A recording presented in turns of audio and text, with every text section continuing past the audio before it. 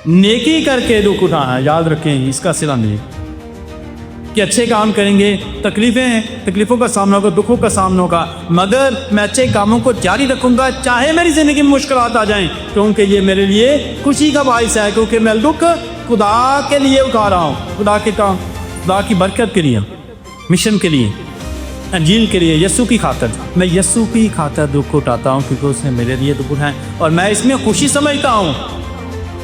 दुख उठाना मैं खुशी समझता हूँ क्योंकि मैं अपनी मोहब्बत खुदा के साथ ज़ाहिर करता हूँ। मुक़द्दस मदर टीजा भी कहती है कि प्यार करते जाओ जिन्ना तक तुहानू खुद तकलीफ ना होवे।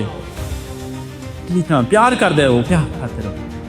प्यार दे विच खिदमत दे विच दुख भी मिलन ते खुशी महसूस करो, क्योंकि खिदमत कर जाओ मिले ने ना, तो यीशु ने भी अपनी जान देती है। तो यीशु मसीह सलीब तो बगैर नज़र नहीं आते, यीशु भी सलीब ते नज़र आते नहीं।